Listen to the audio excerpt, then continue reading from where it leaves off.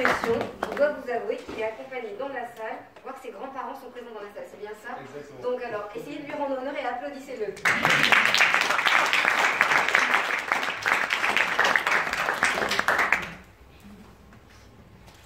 Madame, messieurs les jurés, cher public, bonsoir.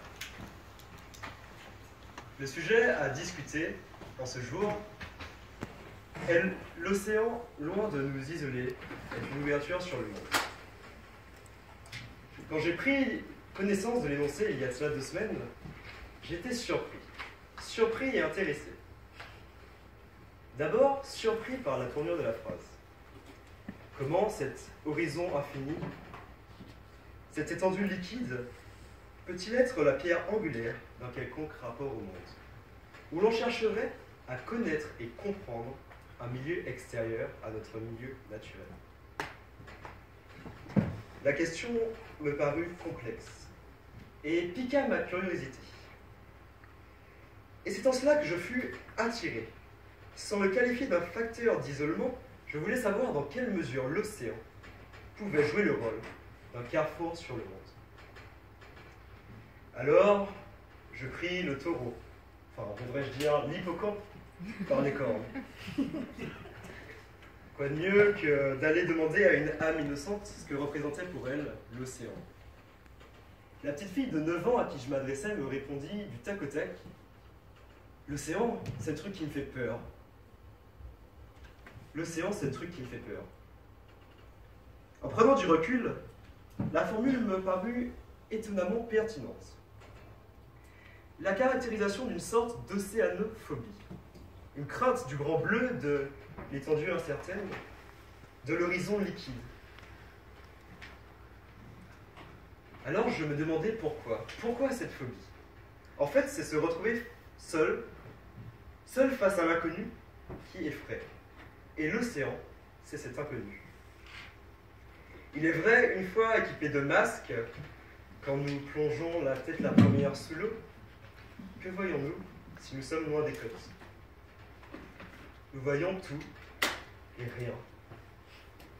C'est l'impression de ne pas être capable de maîtriser ce que l'on voit qui nous fait peur.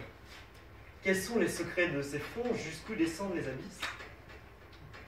Au-delà d'une parole infantile, l'océan, c'est ce qui fait peur, car on ne sait pas de quoi il s'agit. Dans un bateau sur le Grand Bleu, si nous n'avions pas nos appareils ni les étoiles pour nous guider, nous nous retrouverions, tel Robinson, seuls sur notre embarcation. Or, nous avons bel et bien des techniques de repérage qui nous permettent de nous aventurer hors de nos sentiers tout tracés. En effet, à l'époque, les conquistadors voguaient sur les flots à la conquête de l'océan, et pour eux, il n'était pas suffisant de se cantonner à une crainte de l'inconnu. Ils voulaient savoir ce qu'était cet océan, le dompter, et tels des croisiéristes, ils bravaient les flots, et se rendaient dans des contrées où, d'après eux, nul n'avait jamais mis pied.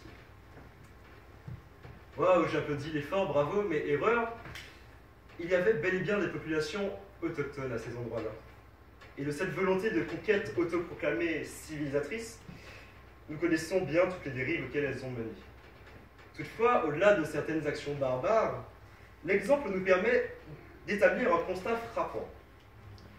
Même en des temps où mondialisation et conteneurisation n'existaient pas encore, l'océan, c'est plus ce qui nous isole, mais en fait, il devient une traversée nécessaire pour aller vers le nouveau, pour aller vers l'inconnu. En fait, on observe bien que même si à l'époque, c'est l'océan qui nous sépare, et les apports. Pour reprendre Laurent Voulzy, il est une excuse à l'aventure, à la découverte ou à la redécouverte du monde.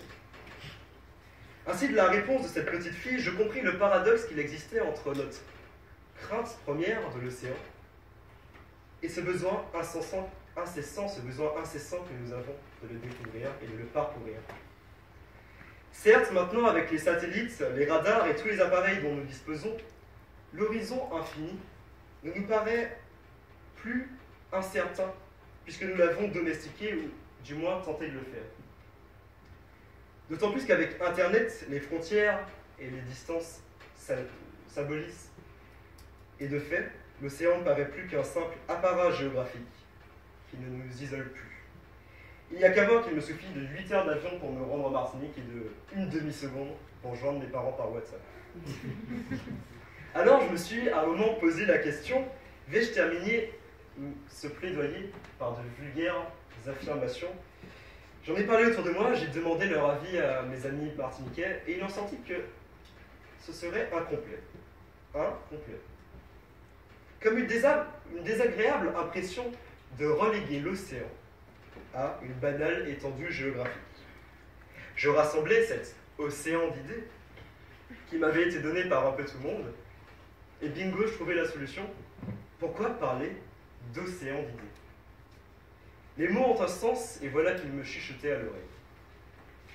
Il est vrai pour moi, l'insulaire, qui nécessite habituellement 5 minutes pour voir la mer, pour observer ces paysages océaniques en Martinique, utiliser l'expression océan d'idées avait de quoi dénoter chez moi un certain manque. Le terme océan me fit passer et me fit penser à la beauté de la mer, de ses paysages, et que si l'océan est bien loin de nous isoler, il est en plus un facteur détonnant de tourisme, un bain de nature, un bain de culture.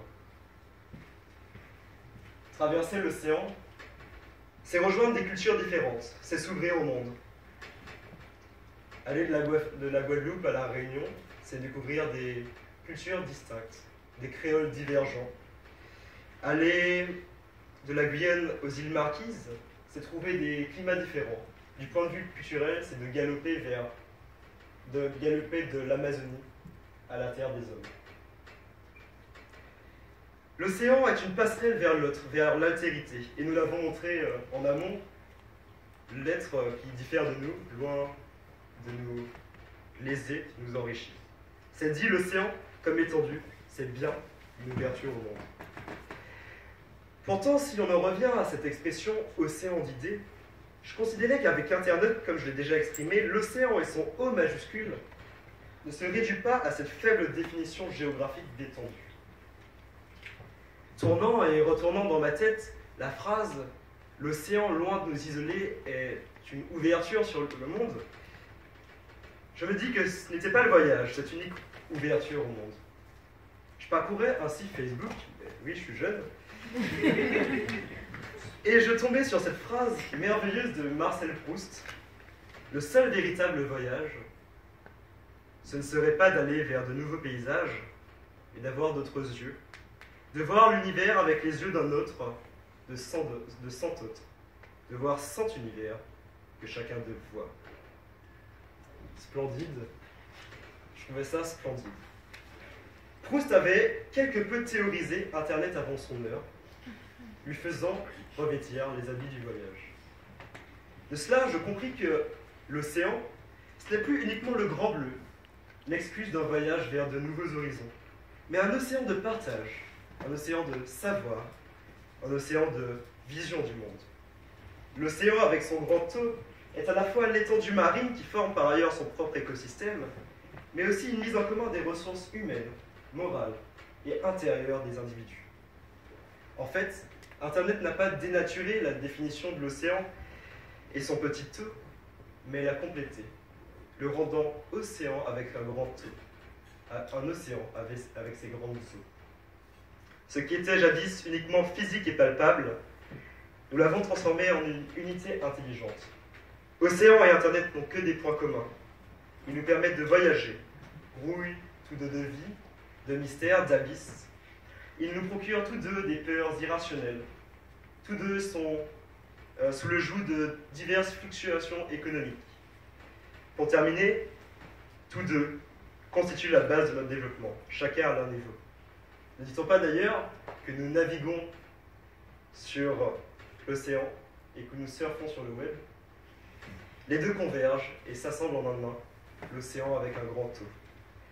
Par conséquent, l'océan, loin de nous isoler, est une ouverture au monde, certes, mais via cet aspect numérique que constitue l'Internet, et considérer ce que représentent les échanges maritimes aujourd'hui d'un point de vue géopolitique, il est plus que jamais au centre de nos vies. Ouverture sur le monde, ou ouverture sur nous-mêmes quelque part. Nous vivons chaque jour la question des océans, puisqu'elle nous touche directement. Nous avons fait évoluer Okeanos et Thétis, les divinités primaires de l'océan, non pas vers un Poséidon, comme le voudrait la mythologie, mais vers des figures divines, englobant le net. Or, c'est la question de la protection de ces espaces qui se pose, avec en jeu l'équilibre de ce monde. Car chacun sait qu'à partir du moment où les hommes se prennent pour des dieux et défient les lois divines, une crise s'ensuit. L'océan, comme le net, sont pollués de déchets, d'ordures liées à nos activités. On pourrait rapprocher le 7e continent du Darknet,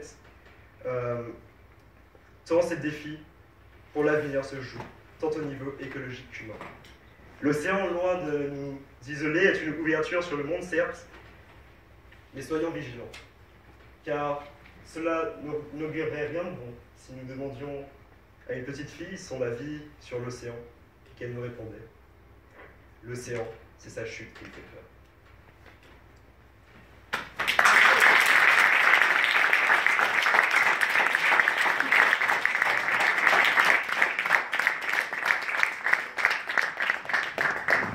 Bravo encore pour cette brillante intervention. Vous pouvez encore le